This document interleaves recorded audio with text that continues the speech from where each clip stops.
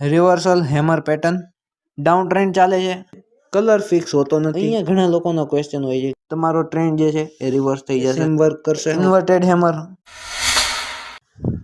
Hey guys, welcome back. આજે વાત કરીશું હેમર કેન્ડલ વિશે. તો જરાય મોડું કર્યા વગર લેટ્સ સ્ટાર્ટ આર વિડિયો. તો ગાઈઝ અહીંયા મેં છે ને નોટ્સ બનાવી રાખ્યા છે, સો યુ કેન સી. સૌથી પહેલું જે આપણે ડિસ્કવર કરવાના છીએ which is a reversal hammer pattern, અથવા તમે આને હેમર પેટર્ન પણ કહી શકો છો. અહીંયા તમે જેમ જોઈ શકો છો બુકમાં ડાઉન ટ્રેન્ડ ચાલે છે, જેવું જ કોઈ હેમર પેટર્ન દેખાય છે. અહીંયા તમને સ્ક્રીન ઉપર હું બતાવી દઈશ કેવું હોય છે હેમર પેટર્ન. ઓકે, આ ટાઈપનું હોય છે, જોઈ લો. જે મેં ડ્રો કર્યું છે, જેવો હેમર પેટર્ન આવે છે, કલર ફિક્સ હોતો નથી. ગ્રીન પણ આવે, રેડ પણ આવે, કોઈ બી કલરનું આવશે, આપણા માટે સેમ વર્ક કરશે. ઓકે, તો જેવું તમને હેમર પેટર્ન જોવા મળે છે એવું જ તમારો ટ્રેન્ડ જે છે એ રિવર્સ થઈ જશે.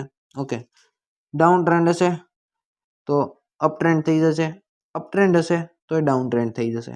ઓકે, અત્યારે આપણે બુલિશ પેટર્નની વાત કરવાના છીએ, તો ડાઉન ટ્રેન્ડ હશે, અપ ટ્રેન્ડમાં કન્વર્ટ થઈ જશે.